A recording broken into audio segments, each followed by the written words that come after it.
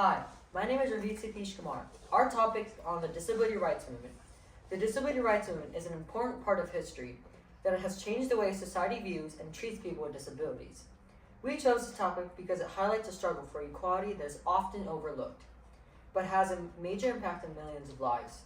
The movement fought for basic rights that many people with disabilities were denied for years. Hi, my name is Bellagio Feltes. This project connects to the National History Day theme, Rights and Responsibilities, because it shows how people with disabilities fought for their legal rights and how society has a responsibility to make sure everybody has equal opportunities. The movement wasn't just about passing laws. It was about changing attitudes and making sure people with disabilities are treated with the same respect and dignity as everybody else. Hi, my name is Roshan Satish Kumar. The Disability Rights Movement left important laws like the ADA Act, also known as the Americans with Disabilities, which made it illegal to discriminate against people with disabilities.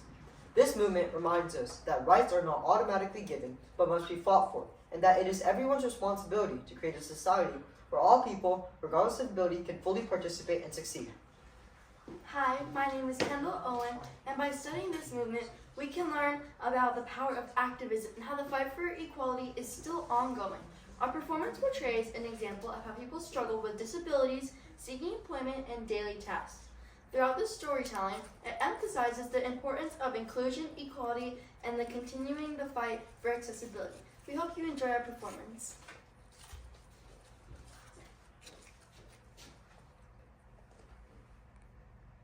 The Disability Rights Movement, led by advocates like Judy Heumann, achieved key milestones, like the ADA, promoting inclusion for many people with disabilities. The story begins on October 21st, 2024, where Patricia Wright, a legally blind grandmother who loves to share stories from youth with her grandkids. One day, however, one of them asked her a question which shocked her, but she answered it anyway.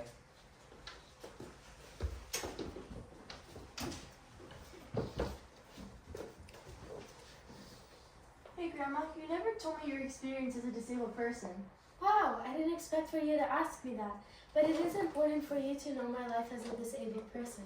Years ago, when I was a child, there were fewer accommodations and accessibility measures in places for people with disabilities.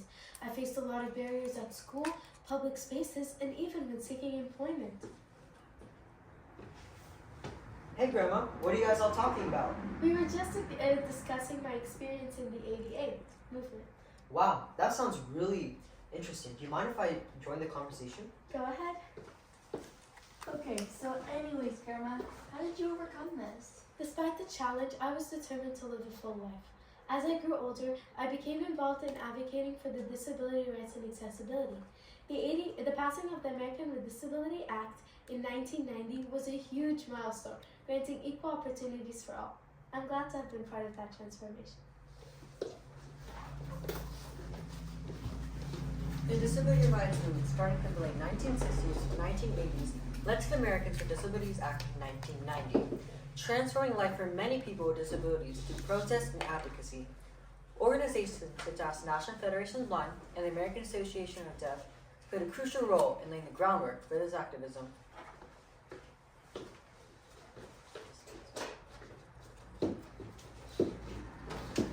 Please have a seat. Good evening. My name is Jacobus Tembro, and I'm the CEO of the National Federation of the Blind. We believe people with disabilities deserve respect. Hello, my name is Mrs. Rosen, the president of the American Association of the Deaf, and I agree, but how do we change perceptions? Hello, my name is Sylvia Walker, and as a disabled person myself, we can do this by uniting our voices for action. We need to advocate for better services such as accessible education, employment opportunities, and the right to participate in our community. So, who's with me? Let's organize. We could hold public demonstrations, write letters to lawmakers, and share our stories. We have to show the world that disabled people deserve the same rights as everybody else. Thank you.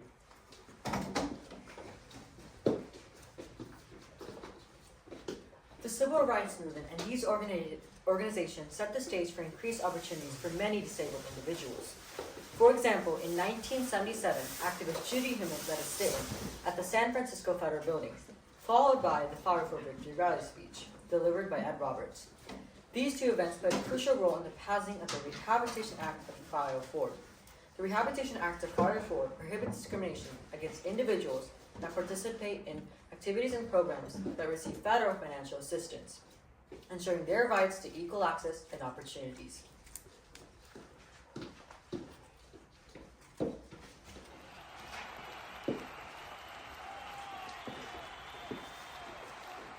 It was just, 3.5 weeks ago that we got here together to begin talking about something that we knew we could never do.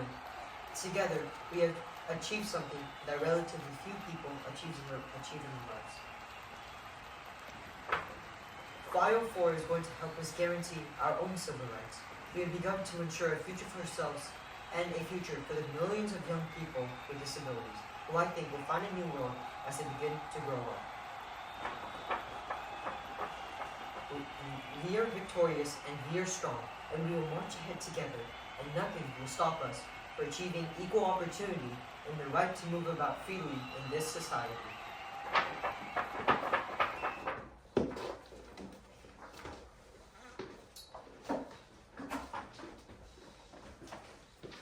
The 1977 San Francisco sit-in and the 504 Victory Live speech sparked a national conversation, leading to the regulations of Section 504, which eventually laid the groundwork for the ADA Act, which was signed into law on July 26, 1990.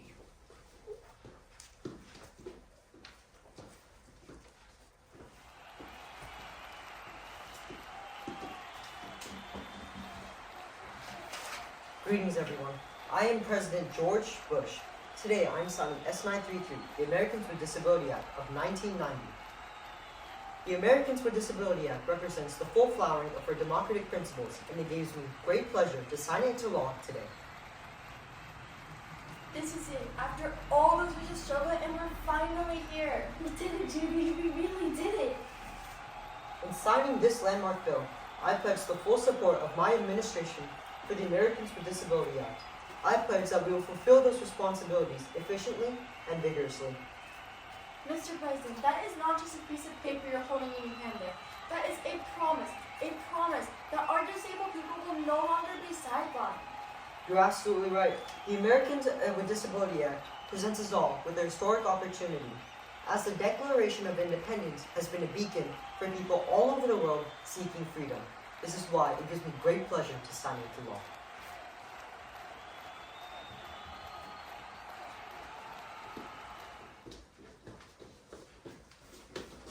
The ADA was finally signed into action, and was not only a victory for many activists, but for many believers in equality and justice. Furthermore, the ADA is also considered to be one of the most historic civil rights laws ever passed in the history of America.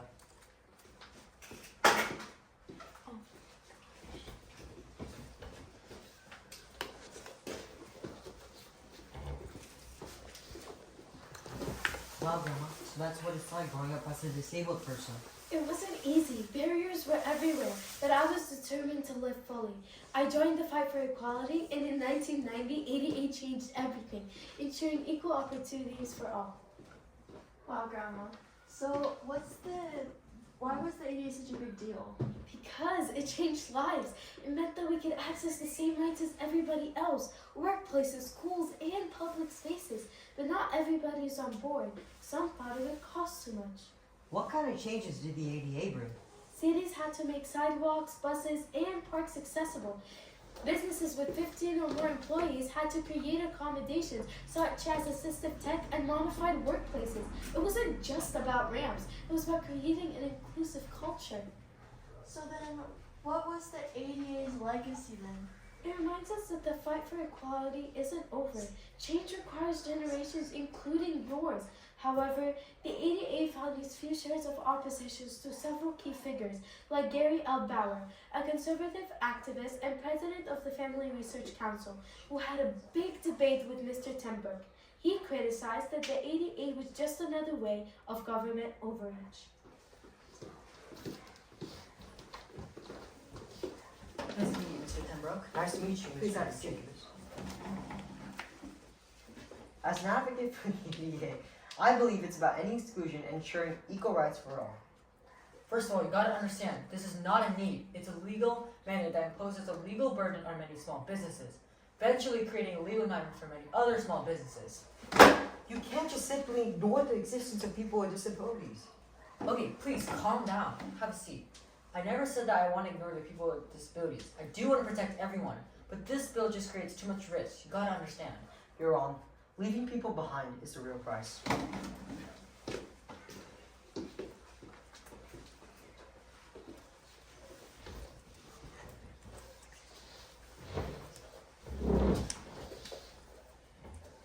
Despite its economic impact, the ADA's legacy was clear. It allowed millions of Americans with disabilities to participate in society. Businesses adapted, and the cost of inclusion was worth it to prevent leaving vulnerable individuals behind. Wow, Grandma, that was amazing. You always have the best real life adventures. Yeah, I didn't know you were such a hero back in the day. We're definitely going to tell our friends about it. Oh, you're too kind. Just remember, I'm always here to help. We'll never forget this. Thanks for sharing, Grandma. The story of Patricia's perseverance and determination deeply impacted her grandkids, allowing them to appreciate the struggles of many disabled individuals. Through her storytelling, she not only connected many generations, but imparted valuable life lessons. Her story also connects with the powerful words President George W. Bush said during the speech.